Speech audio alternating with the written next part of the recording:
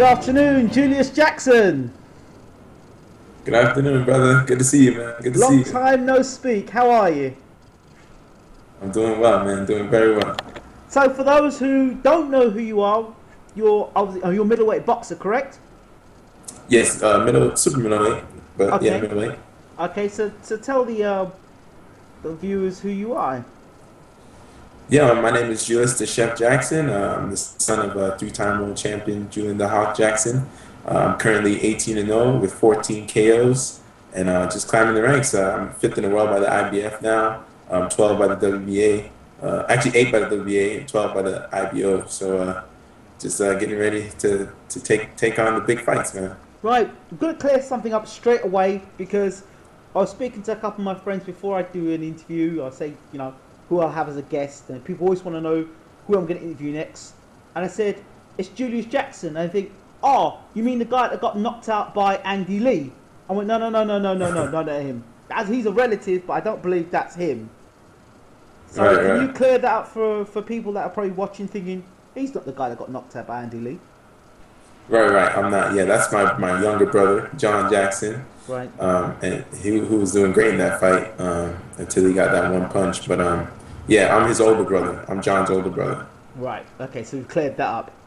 And your trainer Yes. is, I believe, your father still, or? Yes, my father. Yes, and my uncle also, David Rogers.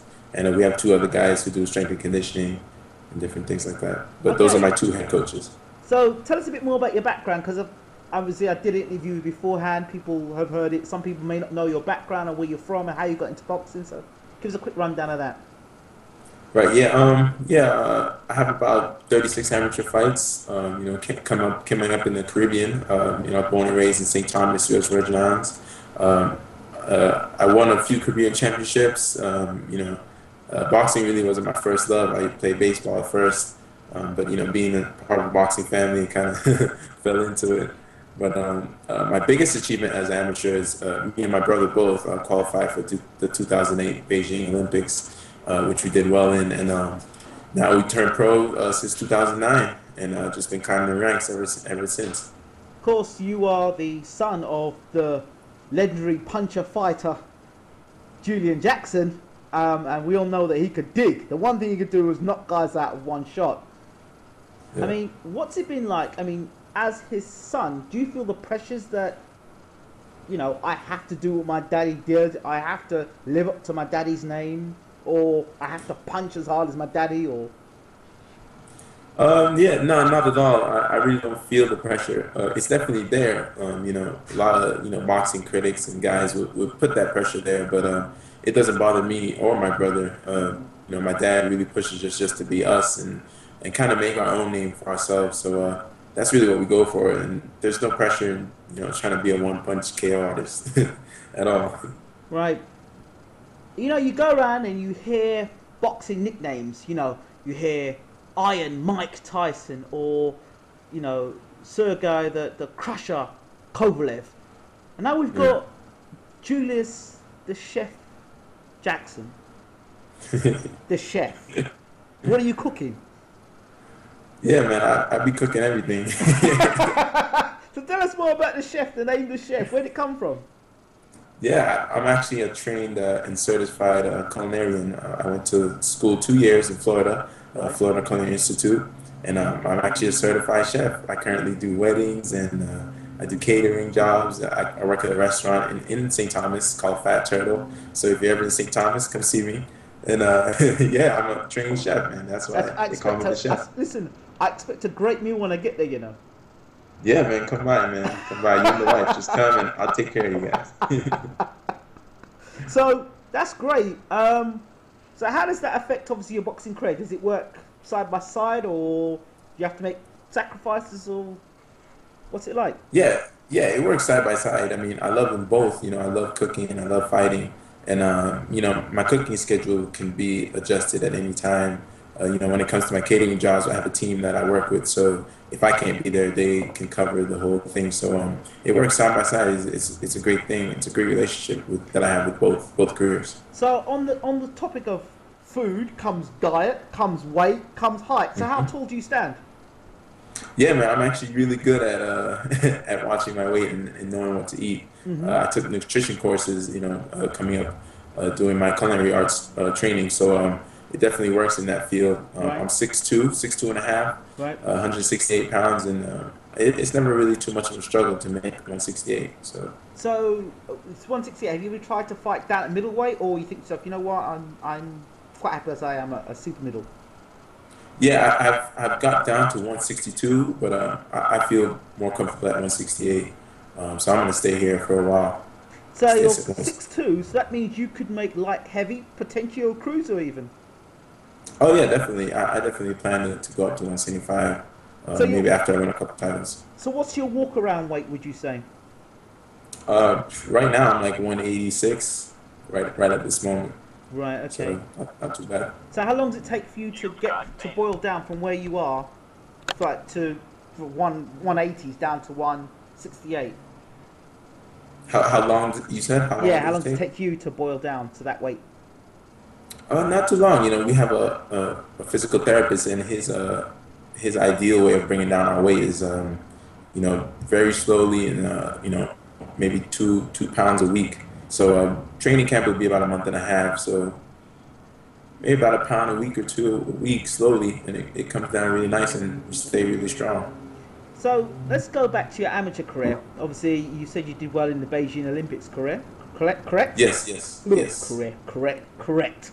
So, um, the Caribbean. It's noted to have produced some very good fighters, Mike McCallum being one of them. And of course, Hmm. your father, Julius Jackson, the big Yeah. puncher, of course. But apart from standout fighters, the Caribbean are known for a lot of mediocre fighters as well. True. How do you ensure that you rise from mediocrity and take that next step? What does it take, or what have you had to do to ensure that you can follow the footsteps of your dad, or Mike McCallum, or even a Glenn Johnson? Just hard work, really. Looking at the other Caribbean fighters that has been, before me, the guys who really took it to the next level. The only thing I see is that they just work hard, and that's just our motto, working hard. And I'm fortunate enough to go to different training camps, which has helped me tremendously. As you know, I've worked with Sergio Martinez Yes. for his two fights before the Cotto fight, and I'm currently right now in California. This is my third camp with GENNADY Golovkin, and these camps have been tremendous for me. It's up my level, my fighting level. It prepares me for A-class fighters, and I think that's gonna kind of seal me into becoming an A-class fighter. Is just training with these guys and sparring with them. I will go on because I know people listening want to hear about the GGG. We will go there, but let's go back a bit. Let's go back to Sergio Martinez because I know that you were doing a lot of training with Sergio Martinez. Right. I'm one of his main sparring partners at one point. Am I correct there? Yeah, correct. So while that was going on, let's take us back to this whole Cotto situation because there were people saying, well, Martinez is shot. When you were sparring with him, did you notice any difference with his knees before the fight? Did you not say to him, hey, Sergio, I'm not disrespecting you, and I know you're the world champion and everything, but kind of this fight against Cotto, your knees are shot. Should you really be taking this fight? Well, for the Cotto fight, I wasn't his sparring partner. I was for the Chavez fight and the Murray fight. Right. And he called. They did call me, but they said that I was a little too tall for to be his sparring mate. Right. But for the Murray fight, he was dealing with the injury, and I could see that he wasn't the same, as in the Chavez fight. So I know he was dealing with the injury, but I was just hearing that the doctor cleared him and that he was all good. I figured he was good, but as we all could see, he wasn't. And so I don't know. I just wish him the best. He's been dealing with those injuries for a while, and I don't know. We'll see. He's talking about coming back. We'll see how that goes. Yeah, it doesn't look too good though. Bold for him coming back now. He's been a great champion, but you could see the signs of the wear and tear from even the Macklin fight and the Barker fights. You could see he was not the same fighter that knocked out Paul Williams. He was not the same fighter, or even the guy that beat Pavlik. You could see that there, and then it was really close for him and Chavez in that last round. I mean, he was It beating was. Chavez around the ring, and then that last round where he got dropped, you could see, whoa. And then the Murray fight, I honestly thought that Murray won the fight because I thought Murray had done a lot better in the fight. How Sergio got past that again, and then he fights Cotto, whom I actually thought he'd beat Cotto because I did too. size, power, Cotto being small, middleweight, just getting into the weight division, all those things. Sergio had been against guys far more powerful, but then at the end again, if you've got no foundation for you to land your punches, you're not hiding to nothing. You shouldn't even be in the ring. Right. I mean, technically, I mean, medically, was he even fit to be in the ring to fight? Yeah, I don't know. The doctor cleared him, so I don't know if it was kind of an under the table clear, but he got cleared. He got cleared to get knocked out.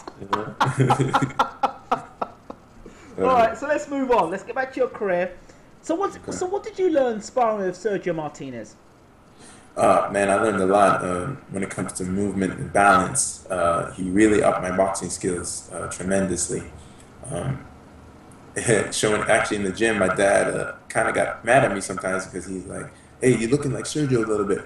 I don't want you to get no bad habits." Because how Sergio put his hands down.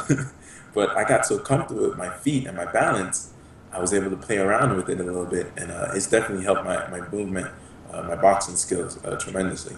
So when you're in these sparring sessions, is it a controlled thing where, we're going to here to learn, I'm not going to hit you too hard, you're not going to hit me too hard, or is it really a situation of, you know what, you're in here to take my head off, so do what you got to do? Yeah, it's definitely, it's almost like a fight, you go in there, because, the fighters, his coach wants them to work really hard, so they just want me to go at it, just do my best and go at it. So that's what I do. I just go and go at it, and we talk. Me and the fighters, we talk and we learn from each other and pick up different things. So how do you ensure A, you don't leave your best in the gym, and B, you don't become a sparring partner that's taking more blows than he should be? Just by staying smart, my dad and my uncle, they really direct me very well too. Some rounds they say just move a lot, box a lot, use the jab a lot, don't get too much into trading, different things like that. So they keep an eye on it, and I'm really good on my feet for my size especially. Yeah. So it works out that way, and we take our time with it. We think and really work in there when we're training. Well, just as you were probably in the air coming over and landing into California, I was talking to Abel Sanchez. I don't know if you heard the interview at all. And he... No, I haven't. You haven't? Well, we did an interview, and the interview, we talked at length about GGG. And we got to the point where we were talking even mythologically about GGG, fighting against Thomas Hearns and Hagler and Leonard and Duran and Sugar Ray Robinson and Chris Eubank and Joe Calzaghe and George Groves and all these different fighters, and he was able to say, well, I think GGG would do well here. Not so sure he would have done well against Joe Calzaghe. We were talking, and I said one of the things about GGG, which is quite, for me, obvious, is that he's a big puncher, but he does tend to leave his chin in the air when he's getting hit. Then Abel responded to me and said, yes, but, he's knocking guys out, so why are we going to change something that's there already? I said to him, my response was, you don't change it now. Are you going to be able to change it when he's in a fight, when somebody's actually hitting him back hard?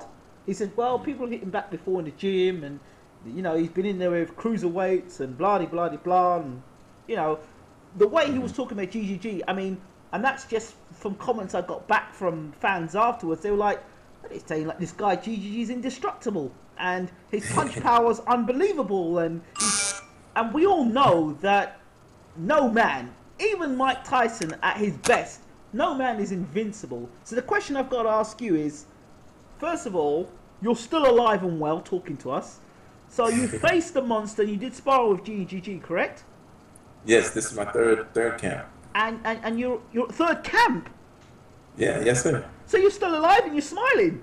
Yeah. Well, according to the reports, and I've never seen GGG myself spar, but from what the reports are, this guy's an absolute monster, he's a beast, he's knocking guys out in sparring, nobody wants to spar with him, and he's this and he's that.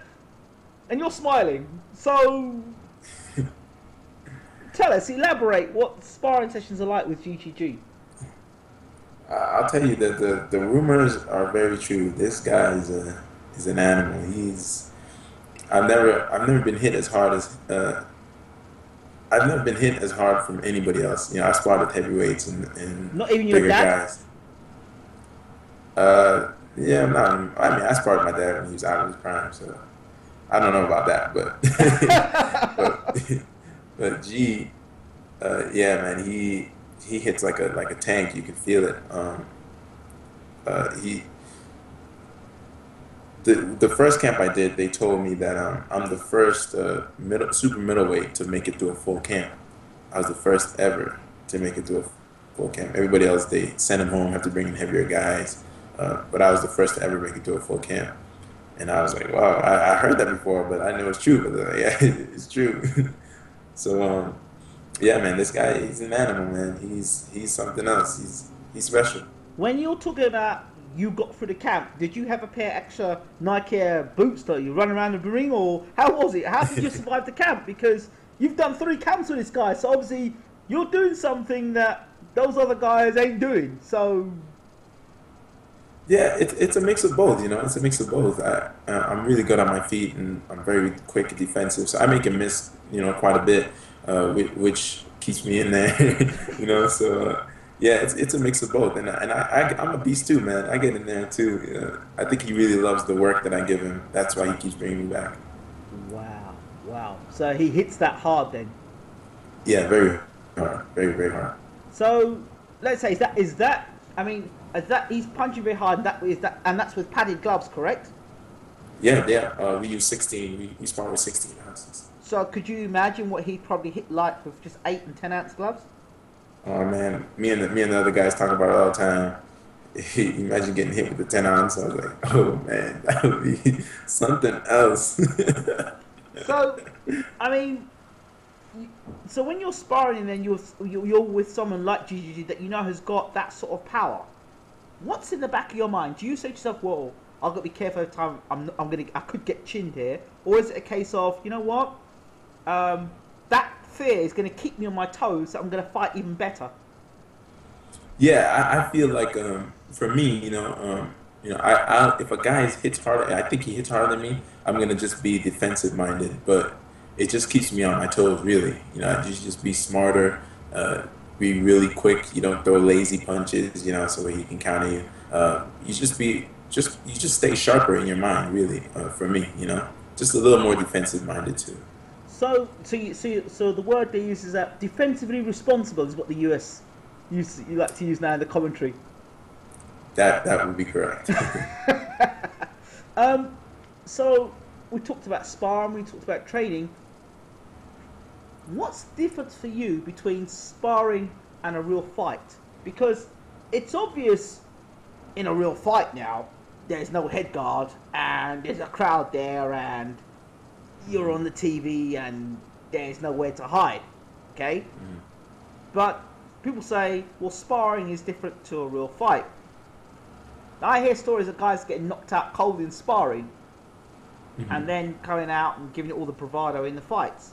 So, what is it that what makes the difference between the sparring session and the big fight? Yeah, you basically said the difference. Of course, there's less gear, lighter gloves, and also just the atmosphere is different. In the gym, you're a little more relaxed. There's no eyes on you that much. Just you and the coaches and the other guys. But outside the ring, there's just a lot of eyes on you, and it all depends on the fighter too, how they take it. Mentally, some guys are more affected by the lights and the cameras and the people. Other fighters, they feel like they're just in the gym at the same time. So it all depends on the fighter. For me, I like to put on a show. So I'm in a little different of a mindset in the actual ring than in the gym. In the gym, I'm really relaxed and just working. But outside, I try to impress the crowd and make people want to see more of me. So. But that's just a little bit of a difference for me. But I'm very comfortable in the ring, and I deal with the crowds very well. So. Cool. you saw your brother get knocked out by Andy Lee, right? Hmm. Obviously, that's your bro getting hurt. You don't want to see that. Yeah. Was there any sort of like one of those sort of Rocky scenes where you thought, you just knocked out my brother, I'm gonna knock you out? Does that go through your mind, or was it like, nice business, man, you got in the ring with Andy Lee and that's that? Yeah, yeah, no, no remorse or anything like that. No kind of want to retaliate. um, all in all, John fought a great fight. He was dominating the whole fight until that one moment. And I could see it coming though. He was reaching a couple times in a couple rounds before, and I kept screaming at him, "Stop reaching!" Because Andy countered a couple times, and I was like, "Stop reaching! Just jab and you win, and you can put him out." And he reached for that right hand there, boy, and just got caught directly on the button. And and even in the back, we talked to Lee, and Lee was like, "Man, I got lucky, man. I just threw a desperation shot, and it landed right on the spot." I was like, "Man, it happens, man. It's boxing." We all took pictures together and had a good time afterwards and talked with them. So it was all good. It's the sport, man. Anything can happen at any moment. And John will be back. He actually fights on November 15th, so he'll be back. Fantastic. As an unbeaten fighter, and then you see something like that, does that bring home the dangers of the sport? Oh, definitely. It definitely does. My dad been through it too. He was telling us the stories after that fight about times he got hurt when he was winning the fight. He just got hurt, and the whole fight changed. And yeah, it definitely brings home the reality of the game, man. And anything can happen to anybody, man. You could be Floyd Mayweather and get hurt. On the subject of Floyd Mayweather, as a fighter, what's your viewpoint on Floyd Mayweather? Are you one of these guys that admire what Floyd does in terms of a fighter, or do you find him just boring? I think he's a great fighter. I think he's one of the smartest in the game right now to date. To say that he's the best and greatest fighter ever lived, I'm not one of those guys that agree with that. I think his style is it's a defensive style. He doesn't throw much punches in the rounds, and I think that's what makes a great fight is the action. Right. But I think he's one of the smartest ever, in choosing his fights and in his fight style. He's just very defensive and smart. So I definitely say that his skill level is one of the best. But to say he's the greatest in the world, I'm not one of those guys. What about if he was the best ever salesman? I could see that. Yeah. I think he's even better than Muhammad Ali in selling fights. So you could say he was the greatest ever, because do you know any other boxer that's earned that type of money? No, never. There's no other. Not even Mike in his prime was doing that, was he? Nah, not even. No. It's amazing. So it makes you wonder, doesn't it? Yeah. Let's talk about the super middleweight division, which is what you're in. A beautiful division you've got. Yeah. George Groves recently was over in camp with GGG. Were you there at the time? Yeah, I actually was. Took a picture with him and everything. And so what can you tell us about that sparring with GGG and George Groves? I heard a story that GGG got dropped by George Groves. Oh no, that's not true. No, That's absolutely, that's categorically not true. Yeah, not true. That didn't happen. They were going at it though. I can tell you that much. I think Groves wanted to prove that he was on the same level. They were really going at it. But nobody got dropped or anything like that. Nobody got dropped or wobbled or hurt or. Nah, nobody did. So I think Groves was here for maybe just 2 weeks, and then I think he went back to England. Right. And what did you think of George? Obviously, you're looking at him, and he's a potential fighter in the future. How does that dynamic work? You're sparring with GGG, who's a middleweight, who could potentially move up to super middleweight. You've got George Groves, who's a super middleweight, and is positioning himself for a world title shot. And then there's you. Is there that sort of conversation, or you're around the table thinking, I could be facing you, and I could be facing you. I'm watching you kick your ass, and I don't really want to be facing you because you hit too damn hard. Do those sort of conversations got to happen in your mind, or is it a case of, we're never going to meet these guys, they're never going to happen? How is it? No, it's definitely there. Especially with Groves, I could definitely see myself facing him in the maybe next year sometime. I was hoping to get some work with him, but that didn't happen. So, that probably happened for a reason. But Was he not in? I mean, GGG too. I mean, GGG, if he moves up, it's a potential. You know, I'm ranked 8th by the WBA, so and if he's ranked high in the WBA too. So it's definitely it can happen, and I'm not afraid to fight anybody. You know, I'll fight anybody, even if we sparred before. So it doesn't matter to me. So we'll see what happens, man. We'll see what the future holds. so the conversation between yourself and George, was it one of those sort of like, "Hi, how you doing?" kind of sort of fake smile? How you doing? You cool? One of those things where and you're really thinking, "I'll kick your ass when I see you. Don't worry." Is it one of those, or was it like a genuine, "Yeah, cool, man, all good"? What was it? What was the Yeah, vibe? I was kind of, it was kind of cool for me to meet him. You know, Yeah. I didn't think I'd ever have the chance to meet him, so I just walked up to him and I said, "How you doing, champ?" He's like, I'm like, "Yeah, man." I was like, "Tough loss, the last fight." And he's like, "Yeah, you know." I was like, "Can I get a picture with you?" So I just took a picture with him. I said, "Man, thanks, pleasure meeting you." And he said, "All right, man, same here." And that was it. That was the end of our conversation. So So it never went any further. Did you try and ease your way to try and get a sparring session, or was it kind of like, yeah, I was trying to, you know, we mix it up here sometimes. You know, Abel would mix it up, and but we didn't get to this time. So maybe another time. has anyone else in sparring camp with you at the moment, apart from yourself? Obviously, you and GGG are sparring. Anybody else in camp? Yeah, we got Hugo Centeno, Hugo the boss. Okay. Um, Also, David Imori, he's about to do his pro debut. Right. Also, Paul Hernandez, Right. he's a middleweight fighter as well. And there's a couple other guys, lighter weights, but the three of us, we work with G. The three of us are sparring mates for And G. how's preparation going in terms of for the Rubio fight? Oh, it's going great, man. G is strong. He's quick. He's ready. He's been working on some different things. Using more techniques, using jabs, and so he's ready, man. He's ready for a great performance. Good to hear. Good to hear. Also, the rest of the super middleweight division, Andre Ward and his situation. What are your views on that? Yeah, man. Ward is somebody I really look up to.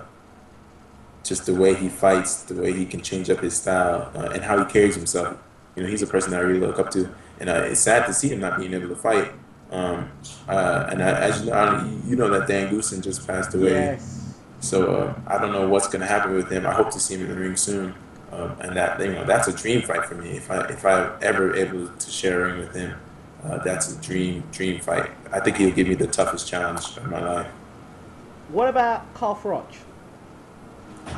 Yeah, I want to make a frog sandwich, man. Yeah, man, I would love a shot at that title. You would love a shot of Carl Froch. Yeah, man. Yeah, definitely. I think it would make for a great fight. You know, his aggressive style is just. He's always going to be in a great fight because of how aggressive he is, and I think he'd just be a great challenge, man. And I'm a smart, slick boxer, so I think I'll do well against him. James DeGale, he's going to be fighting Periban. Just announced. He's fighting who? Periban. Oh, really? Oh, Yeah. I didn't even know that. Oh, that's cool. That's cool. Yeah. Actually, a couple guys on Twitter said they'd like to see me and DeGale fight. Right. So we'll see, man. Yeah, I'd love to fight him too. He's up there. You know, I want to go after these guys' spots. You know, and earn my way up to the top. So I want to bring in one other fighter, just because father and son combination. Chris Eubank Jr. Have you heard that name? man, you know who my buddy is? Who's that? My buddy Billy Joe Saunders. I actually did an interview with him. I did an interview. Listen, that is my buddy from 2008 in Beijing. We connected and we've been in touch ever since. Right. I was actually supposed to visit him last year. I didn't get to, but yeah. And I've been seeing the whole play about him and Eubank Jr. And it should be a good fight though. I hope it finally happens. But it's gonna happen. Chris Eubank is a good fighter though. He's a good fighter. He's a good fighter. Joe likes to talk him down, but he's a good fighter. He does. I like both guys for different reasons. Obviously, I know Eubank personally because when I used to train and was boxing, his father was close by, so that was something that I had a good relationship with them in that sense. And then there's Billy Joe Right. Saunders. I admire his style, his skills he's got. He's a good Yeah, fighter.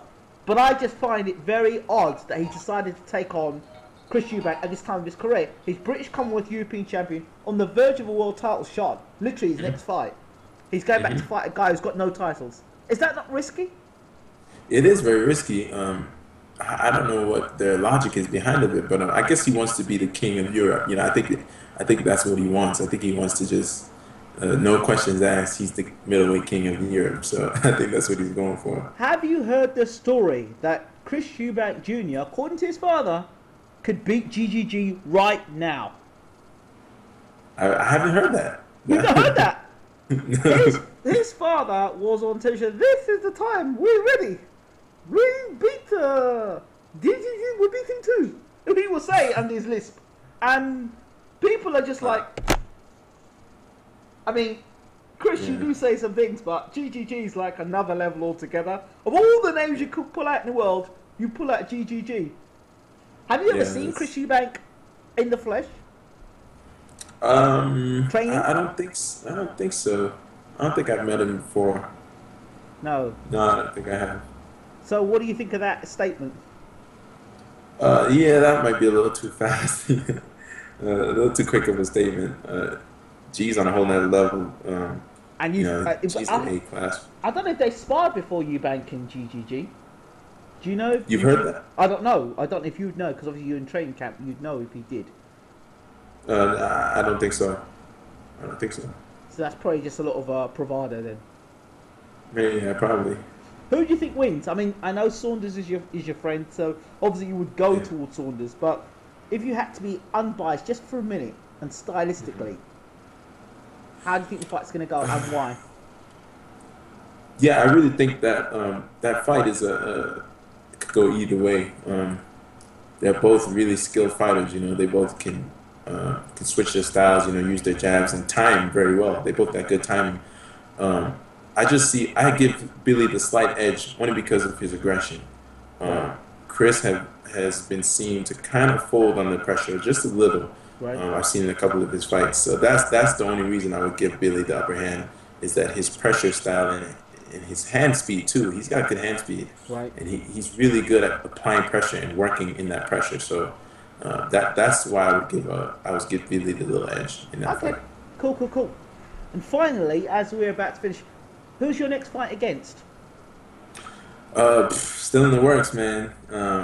You know, I get fighters pulling in and out all the time.